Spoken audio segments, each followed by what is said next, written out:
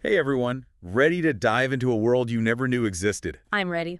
Today we're going deep, literally, into the Earth. Ooh, I like where this is going. Talking about the deep biosphere. The deep biosphere. This hidden ecosystem, miles beneath our feet, is teeming with life. I know, right? It's But, mind-blowing. and it just completely changes how we think about life on Earth, and maybe even beyond. Totally agree. It really challenges our assumptions about what life needs to survive. I mean, we're talking about organisms thriving in conditions we would consider completely inhospitable. No kidding. So, for our listeners who might not be familiar, what exactly are we talking about when we say deep biosphere? So imagine this, a vast network of microscopic life extending miles beneath the Earth's surface. Miles. Oh, yeah. It's like a hidden continent, but instead of land masses, it's this incredible web of life existing in rock, sediment, even underwater. That's wild, and we had no clue this was even down there until recently. It's true. We've only just begun to scratch the surface, so to speak, of this massive underground biosphere. And the craziest part, it's potentially twice the volume of all the oceans combined. Twice the oceans. Okay, now my mind is officially blown. So we're talking about a whole lot more than just a few microbes hiding in caves, right? Oh, absolutely. We're talking about a truly massive ecosystem teeming with microorganisms that have adapted to some of the most extreme conditions imaginable. Okay, so paint me a picture here. What's life like down there? No sunlight, crushing pressure I can only imagine. You're exactly right. It's completely dark, the pressure is immense, and oxygen, as we know it, is basically non-existent. Sounds pretty hardcore. It is. But despite these challenges, life finds a way. And that's what makes the deep biosphere so fascinating. These life forms aren't just surviving down there, they're thriving. Okay, now you've got to tell me more about these microbes because I'm already hooked. How do they survive without the basic ingredients we thought were essential for life? Well, instead of relying on sunlight for energy like plants do, these microbes have evolved a completely different strategy. Let me guess. They've developed a taste for dirt.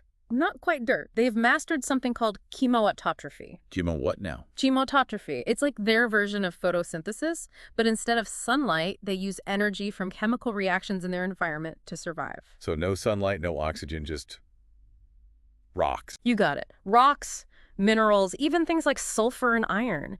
They've adapted to use these chemical reactions as their fuel. Mind-blowing. It's like something straight out of a science fiction novel. I know, right? There's this one microbe, Desulforudis audaxviator. Try saying that 5 times fast. Desulforudis audaxviator. I'd struggle to say that once. Well, this little guy actually lives completely isolated, miles underground, and gets its energy solely from rocks. Hold on. They eat rocks. Seriously.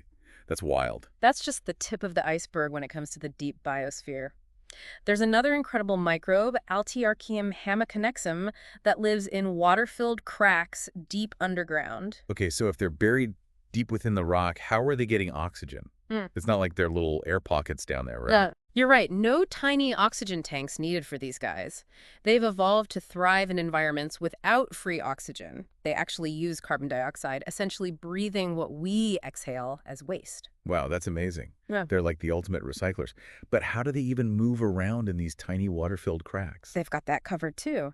Altiarchaeum hamaconnexum has developed these really cool nanohooks that allow them to cling onto surfaces. Nanohooks. It's like they're tiny little rock climbers. It's incredible how resourceful they are. It really makes you realize just how diverse and adaptable life can be, even in the most extreme environment. Absolutely. And speaking of extreme, we haven't even touched on the slow pace of life in the deep biosphere. Remember, energy is scarce down there, so everything happens on a much longer time scale. Right. I think you mentioned earlier that their metabolism is incredibly slow. But just how slow are we talking? Well, imagine going years or even decades without eating. Wait, what? And I'm not talking about just surviving, I'm talking about functioning, even reproducing on a single meal that could last for centuries. Centuries. You're kidding me. That's longer than most empires. It puts our fast-paced lives into perspective, doesn't it? It really does. And, when resources get really, really scarce, some microbes even resort to self-cannibalization. Self-cannibalization. Now that's hardcore. It's a fascinating survival mechanism. They literally start breaking down their own cell components to conserve energy. Okay, that's both amazing and a little creepy. It's like something out of a horror movie, but on a microscopic level. But hey, it clearly works for them, right? They've been down there for millions, even billions of years. So What's the secret to their success in such a harsh environment? Well, a big part of it is teamwork. Teamwork. You're telling me these microbes are down there, like, forming alliances and stuff. Well, not exactly forming alliances, but you're on the right track. They form what are called consortia, basically, communities of different microbe species that work together. So they've got each other's backs, sharing resources, helping each other survive. Precisely. It's this incredible collaboration that allows them to thrive in an environment where they'd never make it alone. It's like imagine a tiny underground city. Oh, I like that. With different microbes specializing in certain tasks, like a well-oiled machine. Exactly. Some microbes might break down certain compounds, while others transfer electrons. Everyone has a role to play. And to make this underground city even more impressive, they often create biofilms. Biofilms. Uh, Is that like their version of building apartments or something? Kind of. It's more like a shared force field, I guess. Imagine a thin protective layer that these microbes build together. Okay, so like a microscopic housing development, but with a force field. Got it. Well, more like a shield, really. This biofilm protects them from the harsh temperatures and intense pressure of the deep biosphere. It's their way of creating a more stable environment. Talk about resilience. It's amazing how these tiny organisms have adapted to such an extreme environment. But it makes you wonder, how do scientists even study something so small, buried so deep? I mean, it's not like we can just, like, stick a microscope in the ground and take a peek. It's definitely a challenge. We're talking about environments miles below the surface, with incredible pressure, scorching hot vents, freezing cold seabed mud. It's a whole different world down there. How do they do it? Well, we use some pretty amazing technology. Think remotely operated vehicles and submersibles that can withstand those extreme conditions. They collect samples and even conduct experiments in those harsh environments. Wow, that's impressive. But even with those samples, analyzing them must be like trying to study a whole city block under a microscope. It's definitely meticulous work, but you'd be amazed what scientists can learn from even the tiniest sample. We can analyze their DNA, figure out how they're related to life on the surface, and understand how they've adapted to their extreme environment over millions of years. It's like piecing together a puzzle, but instead of a picture, we're revealing the secrets of life on Earth. Exactly. And speaking of secrets, one of the most exciting areas of research is figuring out just how old the deep biosphere really is. Okay, so how old are we talking? Well, there's evidence suggesting that life has existed down there for billions of years, potentially dating back to the very early days of Earth. Billions, with a B. So these microbes could be older than the dinosaurs, older than trees. It's definitely possible. And because they've been evolving in such an isolated and stable environment for so long, these microbes could hold the key to understanding the earliest forms of life on our planet. It's like having a time machine in a petri dish. That's incredible. But if they've been down there for so long, how do we know they're still evolving? It's not like they're going to suddenly sprout legs and crawl out of a volcano, right? You're right. Their evolution is a bit different. We're not going to see any drastic transformations overnight. It's more about subtle changes in their DNA over time. So like fine-tuning their survival strategies over millions of years. Exactly. They've had billions of years to perfect their adaptations, becoming even more efficient at utilizing energy and resisting those extreme conditions. It's fascinating. It really is. But it also makes me wonder, what does the future hold for the deep biosphere? Yeah. I mean, we're just starting to understand this hidden world, but we're also interacting with it more and more. That's a critical question, and it's something scientists are very aware of as we continue our exploration.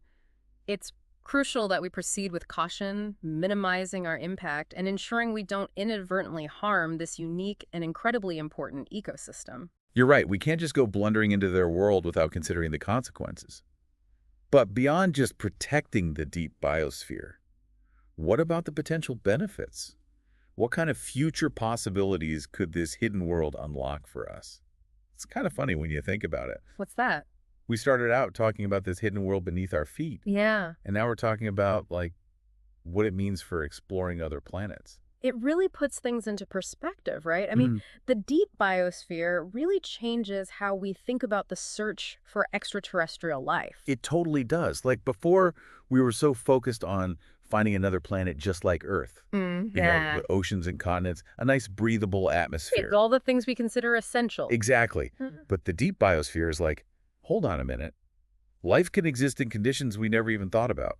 Precisely. And it opens up a whole new realm of possibilities when we're searching for life beyond Earth. So are we talking about those icy moons like Europa and Enceladus, the ones scientists think might have those hidden oceans beneath the surface? Exactly. Those are prime candidates. They might have vast oceans hidden beneath their icy shells, potentially teeming with life that's adapted to those conditions, just like in the deep biosphere. And those are just the moons in our own solar system. It's like, Oh. what about planets orbiting other stars? Exactly. The possibilities are pretty much endless, and that's what makes this whole area of research so incredibly exciting. It's mind-blowing. But let's be real for a second. Okay? How do we actually go about finding these hidden biospheres? It's not like we can just go digging into every moon and planet that looks promising, Yeah, right? we can't just grab a shovel and start digging, that's for sure. Right. But seriously, we're developing some incredible new technologies all the time to help us with this. Like what? Well, think telescopes that are so powerful they can analyze the atmospheres of distant planets, looking for the chemical signatures that might hint at biological processes. So like sniffing out life from light years away. Basically. And what's even more exciting is that future missions are already being planned to actually send probes to these promising moons. Oh, wow. And these probes will be equipped with instruments that are specifically designed to detect even the faintest signs of life. It's like we're becoming interplanetary detectives. I like that analogy. And the clues we're looking for might not be what you expect. Like what?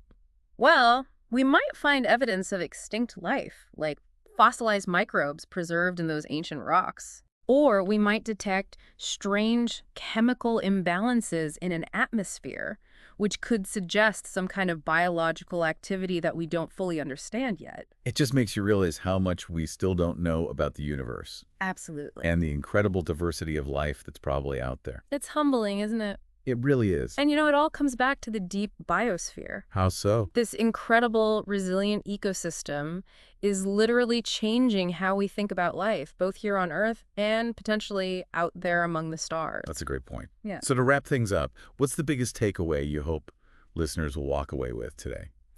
Well, I think the most important thing to remember is that the deep biosphere has completely changed our understanding of where life can exist and what it needs to survive. It's a good reminder that we should never underestimate the power of life to adapt and thrive, even in the most unexpected of places. Well, I want to give a huge thank you to our expert for taking us on this incredible journey into the deep biosphere today. It's been my pleasure. It's not every day you get to talk about such a mind-blowing topic. It's been fascinating. And all our listeners, thank you so much for joining us on this deep dive. We hope you learned something new and interesting today, and maybe, just maybe, it sparked your own curiosity about the hidden worlds all around us. Here, here.